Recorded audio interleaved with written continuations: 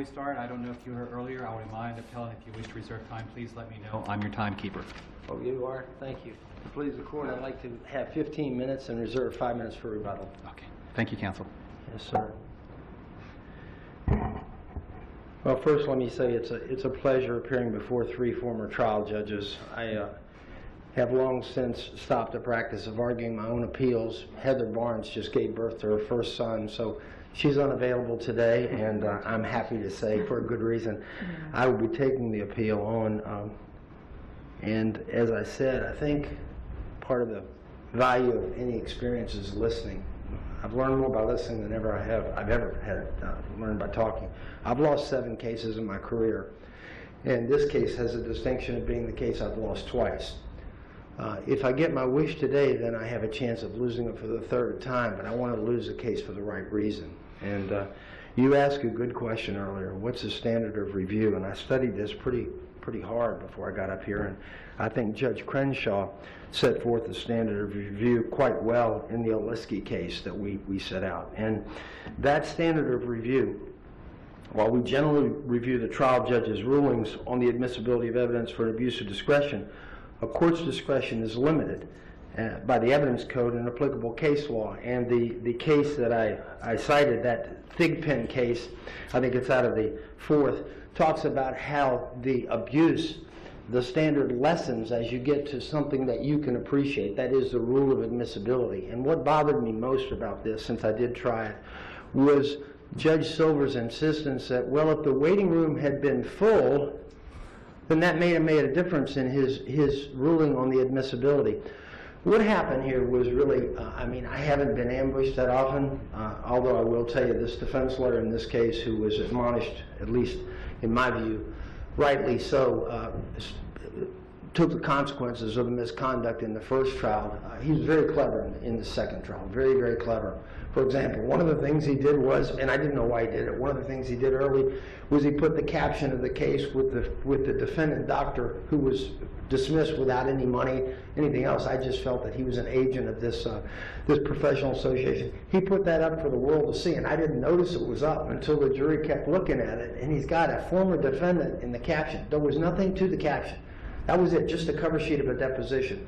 But the purpose was served because, of course, in final argument, what he was able to argue was this was a case against this young doctor whose wife was there every day and periodically did cry. I'm sure she emoted for good reason, but we couldn't exclude her. And she was on the first row, and she cried every time that things didn't go well for the defendant doctor. I've got that, but he wasn't a defendant doctor. This was a defendant corporation. What happened early on in the case, and this is critical, what happened early on in the case was we called Dr. Nadal, who owned Nadal Pediatrics.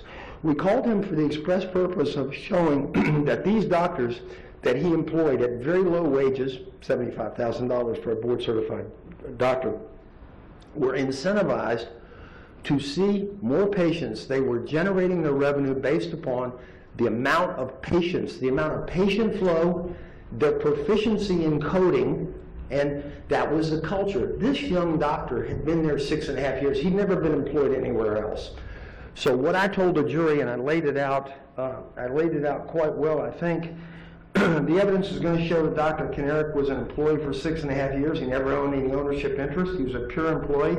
His compensation was based largely on productivity, and that patient revenue was important. And I told the jury, we're going to tie that in as to why. I went on, I said, the timing exam in this case is going to be critical. It was a medical mill. It was a pediatric clinic that was nothing more than a medical mill. They didn't do proper intake. This kid presented with shortness of breath. He was shuffled into a room. 30 seconds after the doctor got there, he announced to the parents that he had the flu. 41 hours later, this kid died of strep, invasive strep. So the point was, there wasn't a thorough exam. Well, guess what? I brought the parents in to testify that the exam was less than 3 to 5 minutes. They couldn't estimate how. And as I said, he's a very clever defense lawyer. Mr. Joseph kept on and on and on about how it was a thorough exam, how it took a great deal of time, 15, 20 minutes, maybe longer. Mr. Yerrid, yes. Let me ask you this, because first of all, this is a tragic case. I Yes. mean, this is really a tragic case when you hear about a baby, dying. Yes, Your Honor. Pushing that aside, we look at what is the standard of care. Yes, And Your if you look at the standard of care, you could have a doctor take 5 minutes and do everything that he needs to do, and it would be within the standard of care.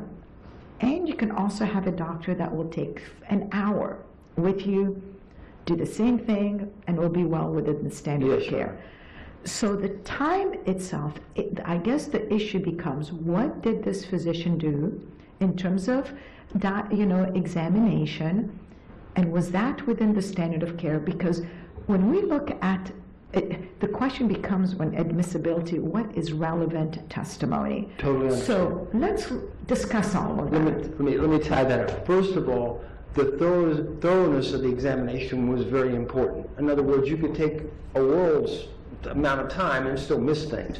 True. But in a failure to diagnose case, which by the way is what Judge Crenshaw wrote in her opinion with regard to the standard of review, this had to do with ordering tests, things such as that. Additional, our experts were all in accord with the fact that things weren't done that should have been done. That goes to the brevity. What bothered me most was when Judge Silver said, well, the waiting room wasn't full. If the waiting room had been full, he might have been in a hurry, and we would see haste makes waste, mistakes can be made.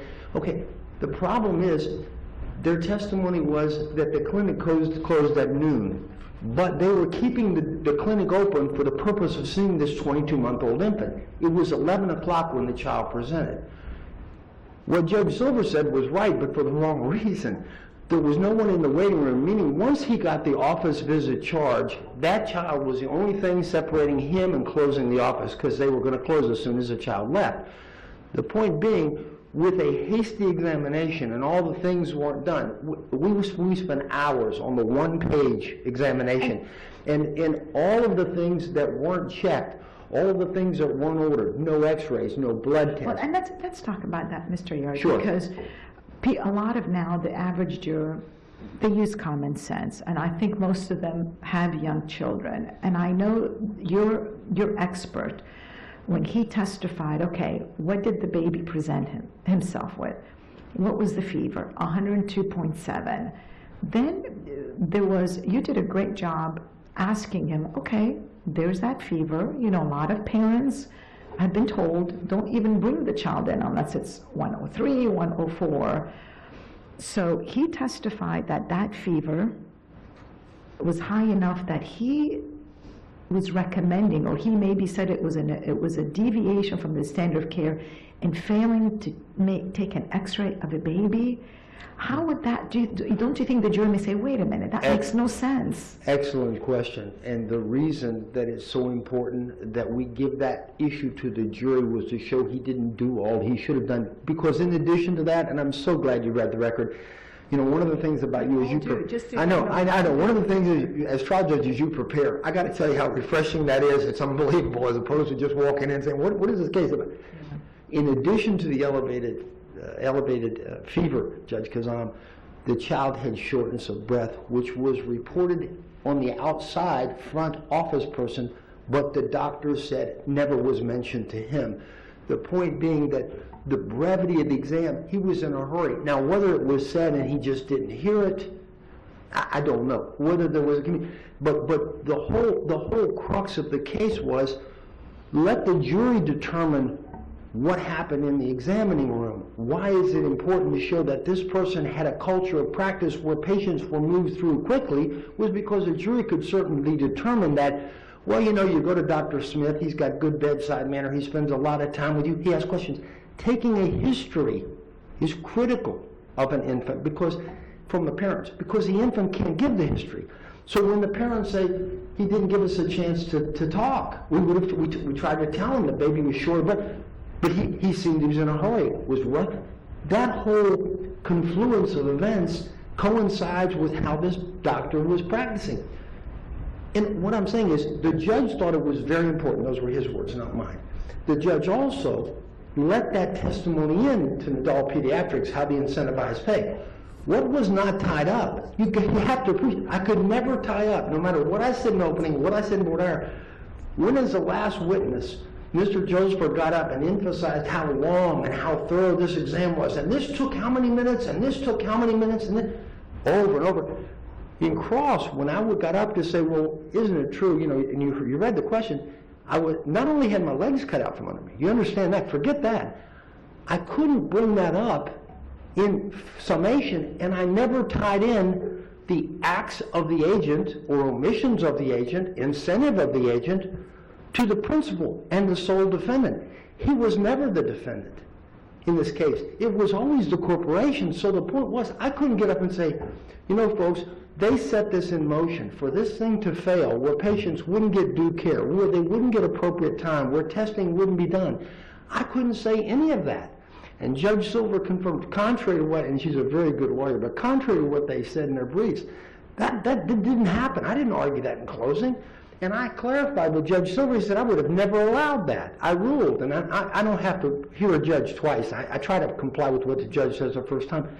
That's what's important. And what I'm trying to say, and I want to be very clear with you, at the end of the case, the defendant that should have had active negligence by setting in motion an incentivized system of pay whereby doctors were encouraged not to take their due time, not to operate in an appropriate, comprehensive fashion, that defendant had no liability. I could not argue any liability on that defendant's part. The only thing I could argue was that the doctor, well, something happened in the room, we're not sure what. Our expert wasn't in the room. The only thing that would be salient would be, and they talked about inference upon inference, and you know the difference between civil and criminal. Some of you all been on the criminal bench, and you know that the standard is much less stringent, and I could have gotten in evidence about the fact that, hey, this was the only person there. You flip it on its back, okay, he was in a hurry to get out of there because once he got the office charge, why would he want to stay there any length of time? And this stuff about, well, gee, he would have made more money if he ordered additional tests, that's rubbish. We know that, first of all, that's illegal. If he would have sent the kid out for x-rays, it wouldn't have been there that he got the x-rays. If he had had other medical tests, blood work, it wouldn't have been there that got the blood work. He would have gotten no additional money. I'm not saying that he was malicious. I'm not saying there's bad intent. But that's not for you to decide anyway. That's for a jury to decide. It's not for a trial lawyer to be cut off by a trial judge because a trial judge opines as a seventh juror, more or less, oh, well, no, I can see where it would be admissible. This was admissibility we're talking about. Admissibility of evidence at the trial level. And the plaintiff should be entitled to talk to the jury about, well, you know, one of the things you should look at is how they set this system up and how it would be subject to making mistakes, because haste was, but quick exams were the norm. And by the way, recall that I not only set this up in voir dire in an opening, you do understand there wasn't an objection raised when I put that video in of Dr. Nadal, the owner of Nadal Pediatrics, nothing. So the first time I got drilled was when this doctor was on the witness stand and I was on cross. At that moment, the judge not only reversed course, he instructed the jury that I had done something wrong. By the way, in their brief, they say that I wanted to bring in his income. That is not accurate. What I wanted to bring in was the nature of his income, if that makes sense. Not his income. I understand that. Big guy versus little guy, six-figure doctor, moneymaker versus this little poor patient. No, that's not me. You know that. You know that. What I wanted to bring in was the incentivization of a doctor, putting a doctor in that position where to make money, they had to move patients. And you may not agree with it, Judge Khouzam. You may say, well, you know, doctors going, but, and understanding some people may be mothers and fathers, that is not for a judge to decide, with all respect. It is not appropriate. Well, if he'd been rushing to go to a doctor's appointment, I would think that would be admissible. It wouldn't be any more admissible than this would be. It either is or it isn't. And there's no gray area here.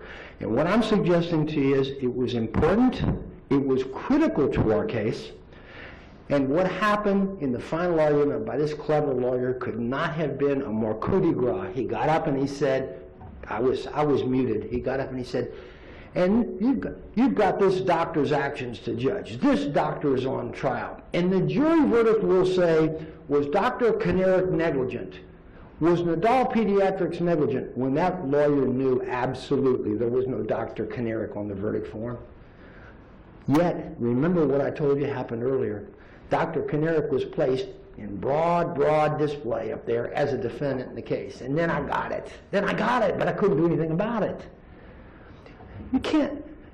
If you have a way to reverse a trial judge that does that, I would strongly urge you to do it, because it wasn't just unfair. Was it critical? It was critical. Could we have lost the case? We could have lost the case. Is it more likely than not we'd have won the case with that? Yes, it is. Because what's happened in our society is doctors do spend too little time with our patients. What happens in our society is either too many tests are run unnecessarily, or not enough tests are done under the appropriate circumstances. You're at the 15. I have not used 15? Okay, I'll take 30 more. Can I take 30 more seconds, or do I have to sit down? Okay, I'll just take 30 seconds and wrap it. Thank you very much. You're a great timekeeper. All right, let me see. Yeah, I don't want to underemphasize, and I will take 30 seconds of my time, but I want to please emphasize enough that the link was never made. What I told the jury, the worst thing you can do as a trial lawyer is misrepresent yourself to a jury. We're going to show how this doctor had incentivized pay, that movement of patients was important. I never showed that. Despite what they say, I never argued that to the jury. Believe me, I know how to argue cases to the jury. And believe me, I don't look forward to trying a case for the third time. But these parents, as horrific as the loss was, I wouldn't have taken this appeal if I didn't believe they had been wronged.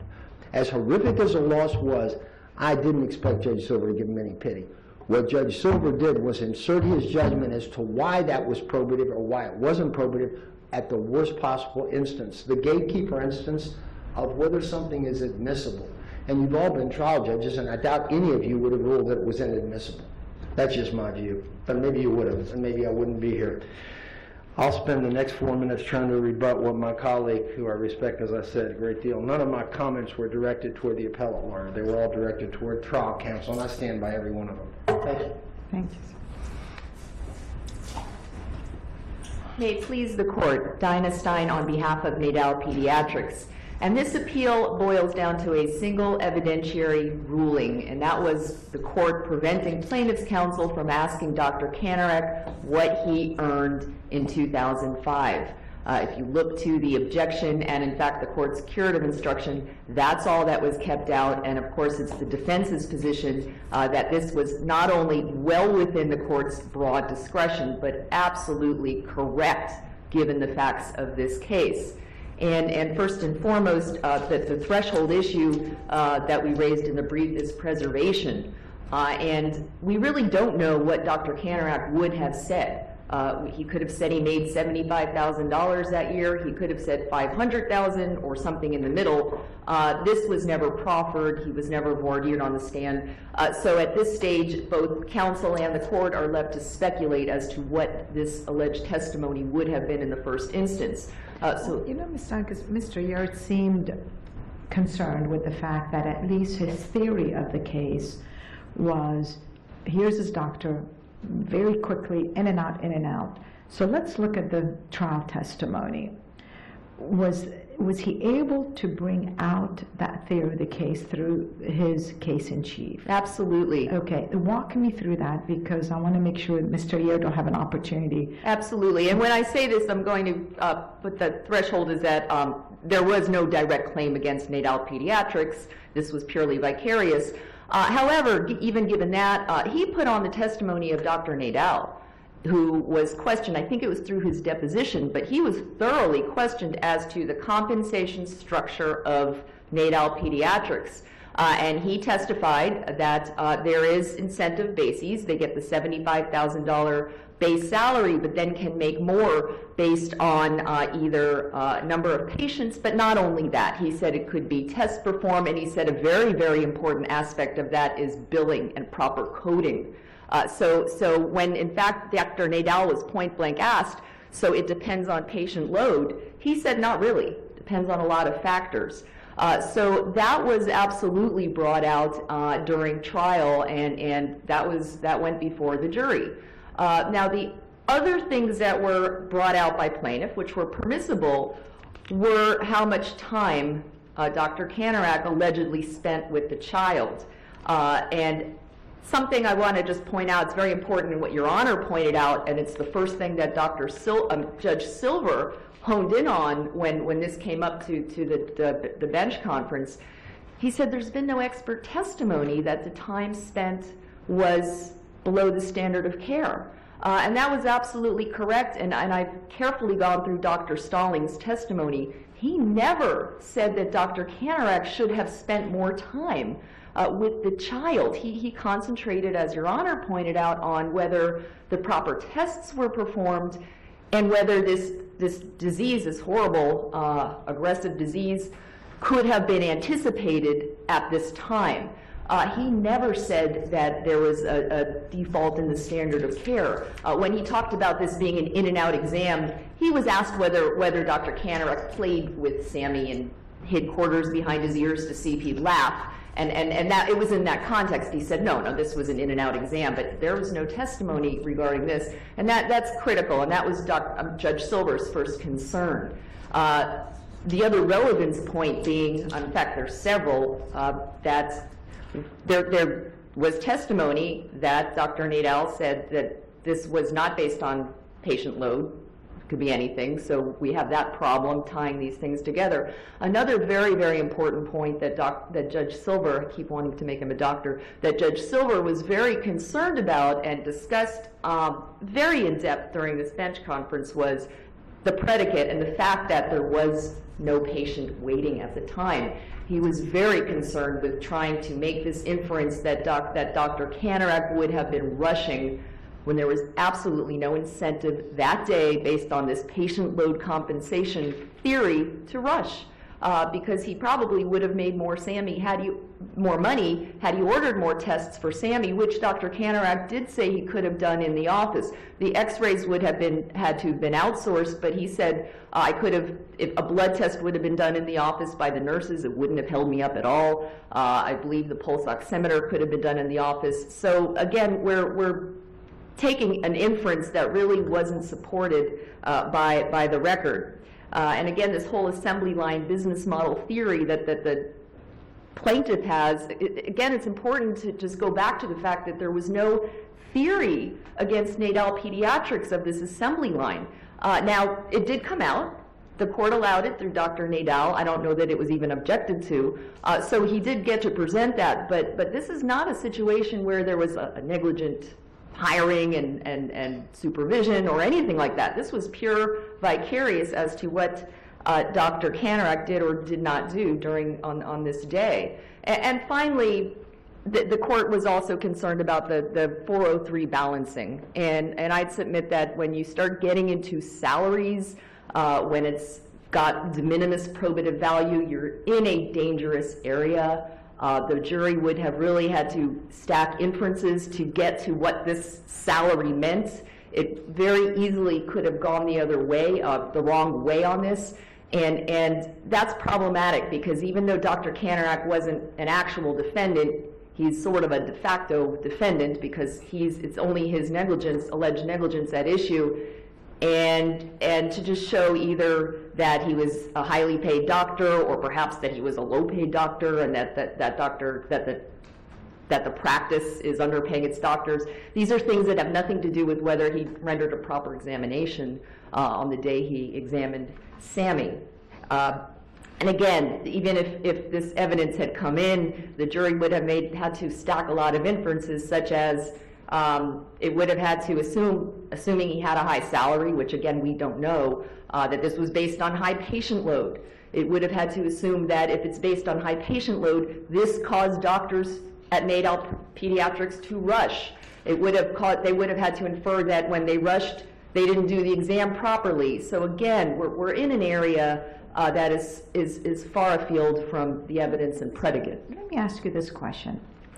So if Mr. Yerrid's expert would have testified that in his opinion, the time that was spent examining this child was below the standard of care, would then that would have been sufficient for all that testimony to come in regarding, the fact that, okay, hurry, let's go ahead and to use, it would be an incentivization for the doctor. Right. I don't think that would have been enough under these facts. I think it's simply one factor, because even if he had said there wasn't enough time spent, and that's fine. We had testimony from the parents versus Dr. Kanarek as to how much time was spent, plus the medical records, but we still don't have testimony that this incentive structure is somehow negligent and causes people to do things quickly. I don't even know, you may need a human factors expert on something like this. The other problem being the basic predicate in this case is the fact that even if he had said that not enough time was spent, what does this have to do with what Dr. Kanarek earned that year? And we still have the fatal fact to the plaintiff that there was no one in the waiting room waiting. So again, even if you have this testimony, and even if you had more, you just don't have the predicate to make what Dr. Kanarek was earning that year relevant to whether or not this was a proper examination of Sammy.